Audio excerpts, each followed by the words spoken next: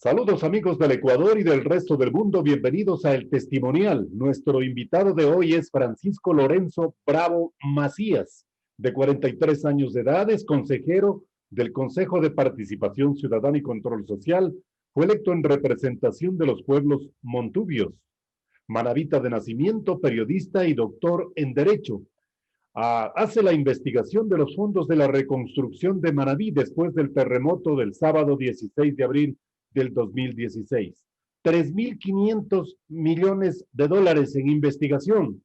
Francisco, buenos días, bienvenido a nuestro programa. ¿Qué tal, Wilman? Es un gusto saludarlo a usted y felicitarlo por este importante espacio de opinión, el testimonial. Saludar a todos quienes nos ven a esta hora.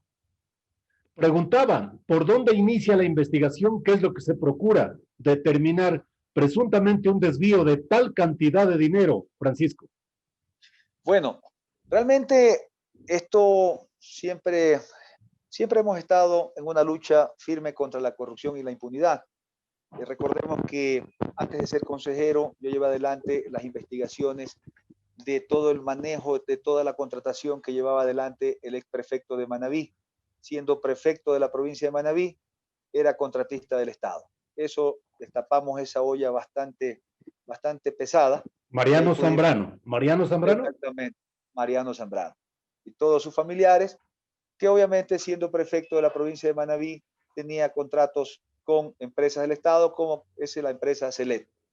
Luego, apareció en el año 2016, cuando tuvimos ese fatídico terremoto. Después de aquello, en mayo del mismo año, se creó la Ley de Solidaridad y Corresponsabilidad Ciudadana. Correcto. ¿Qué decía la Ley de Solidaridad? En su artículo 1, que los recursos provenientes de la Ley de Solidaridad, lo que generarían la subida del IVA, los gravámenes por los predios, las remuneraciones, donde todos los ecuatorianos, todos aportamos para la reactivación y reconstrucción de las zonas afectadas por el terremoto. ¿Y el monto llegó, Francisco, a los 3.500 millones o superó aquello? Mire, la ley, por la propia ley, por la recaudación que hizo la ley, generó 2.946 millones de dólares. Para llegar a la suma de los 3.500 millones de dólares, se suman los créditos externos y las donaciones, porque dieron donaciones. Eso da el monto de 3.500 millones de dólares. ¿Qué pasó con estos 2.946 millones de dólares que fue lo que generó la ley? Lo repartieron en una sola sesión el día 22 de mayo del año 2017, en una sesión maratónica de 2 horas. ¿Por qué? Porque ya estaba próximo al cambio de gobierno. 2 días. Exactamente, 2 días. Entonces estaban angustiados por poder despachar estos recursos a través de los proyectos. ¿Quién presidía, Francisco, el Comité de Reconstrucción y que ese día, según el acta precisamente que usted hace referencia del 22 de mayo del 2017, aprueba los proyectos ejecutados y en ejecución? Vialidad, educación, salud, electricidad, seguridad, inclusión económica, agua potable, saneamiento, banca pública y reactivación productiva. Mire, en esa sesión la presidía, quien era el presidente del Comité de la Reconstrucción, era el señor Jorge David Glases Pinel. Y como secretario estaba el señor Carlos Andrés Bernal. Sumado a esto, también formaban parte del directorio del comité, sería la palabra, el alcalde de Portoviejo, reelecto Agustín Casanova, sí, el alcalde de Pernales, el señor Gabriel Alcíbar, y entre otros delegados de los diferentes ministerios que eran parte de ese comité. ¿Qué se decidió allí? Ahí se decidió presuntamente desviar los recursos, reorientarlos a otras obras que no estaban planificadas. Precísenos, Francisco. Claro, en esa sesión se aprobaron 584 proyectos, de los cuales esos 584 proyectos suman la cantidad de 2.946 millones de dólares. Ok. Entonces, ¿cómo lo distribuyeron? Por ejemplo, aquí está la distribución. Por ejemplo, al Ministerio de Desarrollo Urbano y Vivienda le entregaron 503 millones de dólares. Al Ministerio de Transporte y Obras Públicas, 474 millones de dólares. A Ecuador Estratégico, empresa pública, 464 millones de dólares. Al Ministerio de Defensa Nacional le entregaron 322 millones de dólares. Al Servicio de Contratación de Obras, 246 millones de dólares. A los gobiernos autónomos descentralizados de Manabí, 196 millones de dólares, de los cuales solo el gobierno provincial de Manabí manejó 66 millones de dólares de estos recursos, que contrató obras vialidad, a través de la vialidad, y resulta que estas obras quedaron botadas. Sigamos.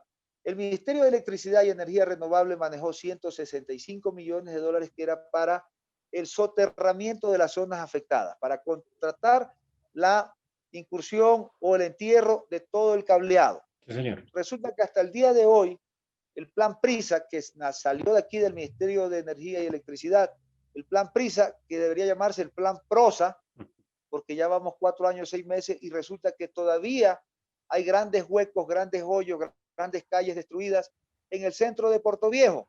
Imagínense, Wilman, ¿qué pasaría con alguien que ha tenido un negocio y le hacen un hueco al frente de su negocio por más de 4 años y medio? Bueno, va a terminar quebrando, pero entonces la pregunta, Francisco, es, las obras sí estaban bien planificadas, los recursos estaban bien orientados, el punto es que no se cumplieron con las obras. Bueno, en ciertas obras, en cierta asignación de recursos sí tenía cierta orientación, pero en otros no tenían nada que ver con lo que decía la ley de solidaridad. Pongamos el ejemplo, pongamos el ejemplo. Por ejemplo, la vía Manta-Coliza. Esta vía, que era la ampliación del paso lateral de Manta, esa vía, el paso lateral de Manta, tenía 4 carriles, que fue construida por la autoridad portuaria ya por el año 1990. Pero resulta que esta vía la meten, la incluyen aquí dentro de los recursos de Ecuador Estratégico, la vía Manta-Coliza, le asignan 108 millones de dólares para hacer de 4 carriles a 6 carriles con muros jersey incluidos. ¿Qué son muros jersey? Son unos mojones de hormigón que cada uno debe costar unos $300 promedio.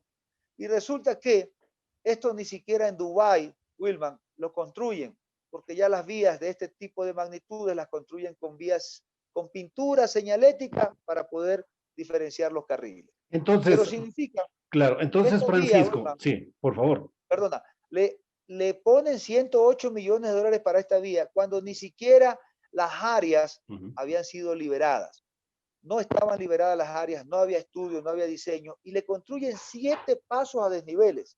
7 pasos a desniveles que entre la mayoría no tienen ninguna funcionalidad. Por ejemplo, para que usted tenga una idea, uno va a dar a un motel, el otro va a dar a una urbanización privada. ¿Cuándo se puede reubicar esa urbanización privada?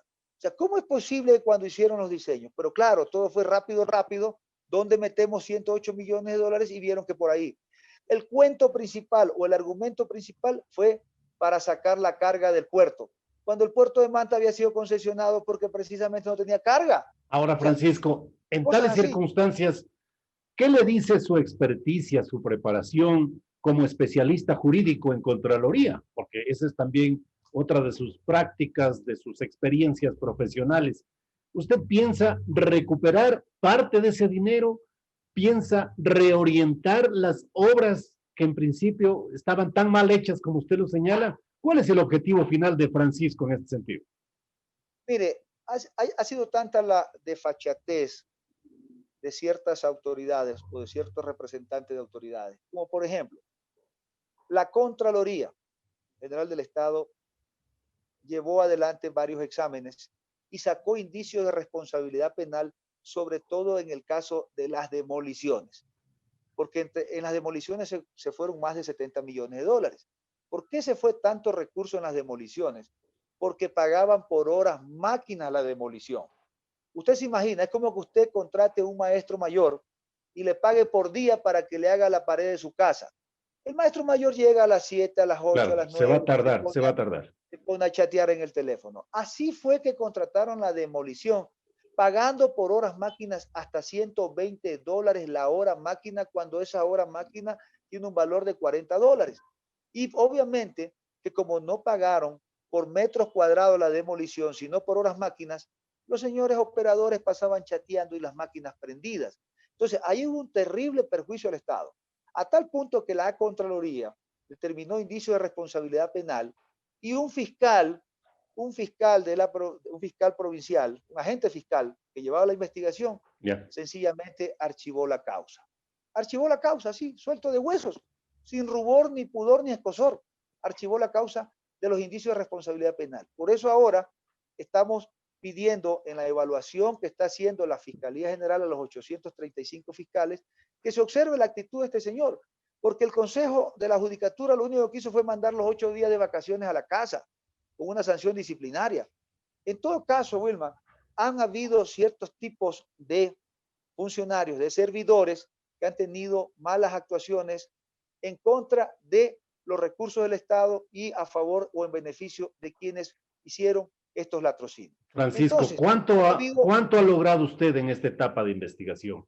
En esta lucha que realmente se advierte que hay muchas adversidades y que muchos problemas va a encontrar usted en el camino hasta llegar al final. Pero ¿qué ha logrado? Y finalmente, ¿cree usted que este proceso investigativo puede tener un buen final o realmente las circunstancias, cómo se destinaron los recursos, fue tan desastroso que es imposible investigar, mucho menos sancionar? Mire, yo tengo fe. O sea, nosotros somos formados para ser persistentes. Y esa persistencia nos está dando resultados. Primero, una vez que yo llegué al Consejo de Participación Ciudadana y llevé adelante toda esta investigación, porque esto es bastante grande, Sí. bastante grande. Estamos hablando de 3.500 millones de dólares. Resulta que una vez que se recabó toda esta información, presentamos el 10 de febrero de este año una denuncia en la Fiscalía General del Estado por una presunta delincuencia organizada en el manejo de los fondos de la reconstrucción. Insistimos, luego la Fiscalía General, el día 24 de julio, abre ya la indagación previa para investigar estos recursos. Es decir, se han dado pasos agigantados frente a quienes o contra quienes estamos luchando. Esta indagación la abrió el fiscal subrogante, el doctor Wilson Tuainga Tuaín. Luego, él solicitó, dentro de la apertura de la indagación, la recepción de varios testimonios, versiones de un sinnúmero de implicados en este tema. Ahora, el 1 de octubre, tomó a cargo la investigación la propia fiscal general del Estado, lo cual a nosotros nos llena de mucha fe, de mucha esperanza de que vamos a conseguir resultados. Y en el impulso que ella presenta, es un impulso bastante interesante, no lo puedo revelar porque usted sabe que está en una etapa reservada, que es la indagación previa, pero tenemos fe, estamos optimistas de que van a haber buenos resultados en esta investigación y se va a llegar hasta lo más profundo para determinar de qué forma o cómo fue el mal manejo de estos fondos de la reconstrucción y llegar a buscar sentencia para los implicados en este caso. Francisco, queda tiempo cuando paralelamente en el escenario político legislativo se impulsa la desaparición del Consejo de Participación en el cual usted precisamente interviene. Bueno, nosotros somos resultado de la voluntad popular, del puño y letra del pueblo ecuatoriano. Y estamos listos, estamos preparados y no tenemos ningún problema en ir a una contienda electoral donde sea el pueblo ecuatoriano que determine si debemos de estar, si debemos de seguir o no debemos de seguir. Pero sí quiero dejar claro un mensaje de que habiendo, como dicen, hay muchos, por ahí escuchaba a ciertos asambleístas decir que el Consejo de Participación no sirve para nada. Yo pregunto si el Consejo de Participación no sirve para nada y si ellos sí sirven para algo, ¿por qué no llevaron adelante la investigación de esta monstruosidad de recursos? Porque estamos hablando de 3.500 millones de dólares. 137 o yo le pregunto algo también, Francisco. ¿Cómo es que nos sirve el Consejo de Participación Ciudadana si hasta instauraron un transitorio para la famosa reinstitucionalización del país? Que no ha pasado nada, pues, Francisco, antes de que usted llegue como consejero. Oiga, y sobre todo ahí viene lo que dijo el pensador alemán Max Weber, la moral de los cínicos, quienes estuvieron al frente del Consejo de Participación Ciudadana, de consejero, uno, y el otro de secretario, Resulta que hoy dice que hay que eliminar el Consejo de Participación Ciudadana. O sea, ¿qué sentido de improperio y de golpe a la moral y a los quebrantos y a la buena costumbre? O sea, ¿qué Y se sentido de recogen contradicción y firmas, pues. coherencia? Y se recogen firmas para su desaparición cuando antes ya me favorecí de ese mismo consejo. Efectivamente, o sea, eso es lo que el pueblo ecuatoriano no logra entender. ¿De qué pasa con esta gente? O sea, ¿qué cree que el pueblo ecuatoriano es tonto? Que no, la gente no investiga, que la gente no lee. Ellos están equivocados. Wilman, hoy en día, todo ecuatoriano carga un móvil, un teléfono, así como el que yo estoy haciendo este programa con usted. Ese es un teléfono porque estoy en Quito. Pero resulta que todo el mundo tiene cómo informarse. Ya no es que el día de hoy puede decir alguien una cosa y decir que ayer no la dije, porque todo está registrado.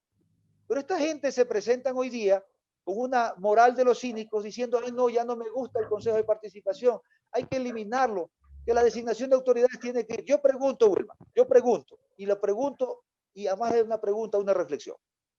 ¿Qué pasaría si la doctora Diana Salazar hubiese sido electa por los votos y la voluntad de mayoría de la Asamblea Nacional? ¿Podría ella haber investigado a los asambleístas involucrados en los casos de los repartos de los hospitales?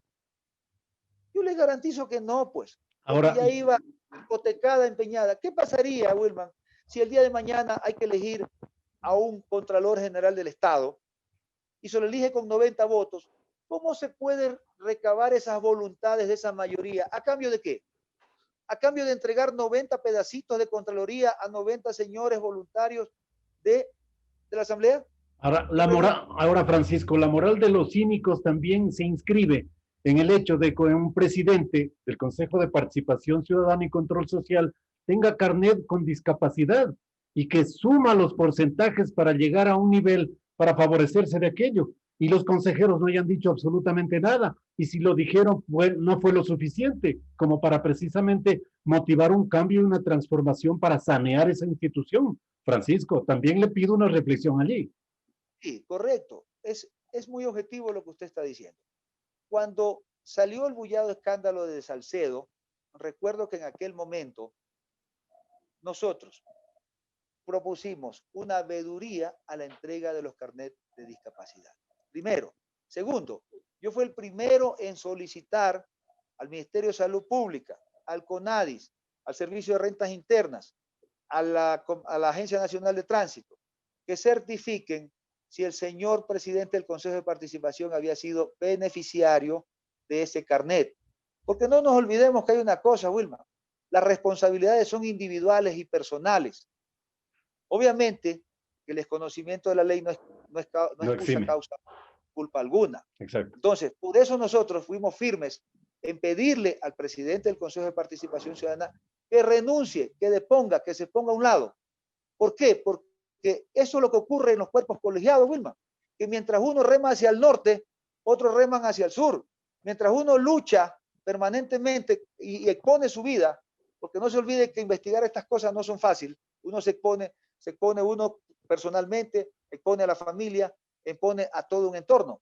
Resulta que mientras uno está luchando para poderle meter el dedo a la llaga de la corrupción, resulta que hay otros que hacen lo contrario. O sea, eso tampoco se podía permitir. Por eso. Ahora sí, Francisco, tampoco es correcto de que haya un Consejo de Participación Ciudadana donde sus integrantes usan el celular o se dedican al maquillaje, como usted denunció el 15 de julio último en contra de sus compañeras consejeras Sofía Almeida, Ivette Estupiñán y María Fernanda Rivadeneira. Una de ellas ahora preside el Consejo de Participación. Entonces, ¿qué confianza puede haber si es que el uso del celular y el maquillaje es más importante que el trabajo que cumplen?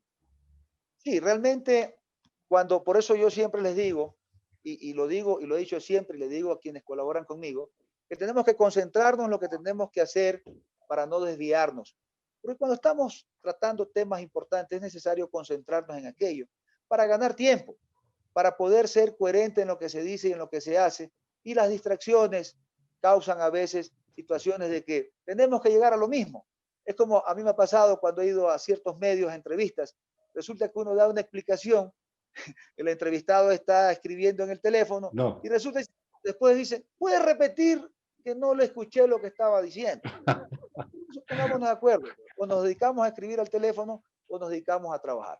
Es precisamente por eso fue el llamado de atención, Wilman, porque tenemos que concentrarnos en lo que estamos haciendo, porque cuando somos parte de un cuerpo colegiado hay que respetar a quien está interviniendo para después no estar con situaciones repetitivas. Pero terminó usted como acusado, como misógino, como micromachista. Bueno, a veces las verdades duelen, pero son las verdades. Así. Francisco, muchas gracias. Ha sido muy, muy agradable este diálogo y naturalmente deseándole la mejor de las suertes y un punto de apoyo en este espacio de opinión pública para desarrollar información en referencia a sus grandes esfuerzos por luchar contra la corrupción, específicamente en su provincia. Gracias, Wilman. Yo le agradezco a usted porque realmente tenemos que hacer una cruzada en favor de cómo poder develar todo el mal manejo de los fondos de la reconstrucción, que son recursos de todo el pueblo ecuatoriano.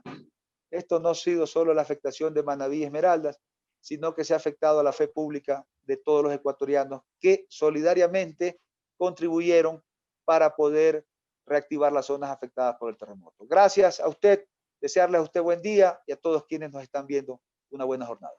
Francisco Lorenzo Bravo Macías, consejero del Consejo de Participación Ciudadana y Control Social, aquí en El Testimonial.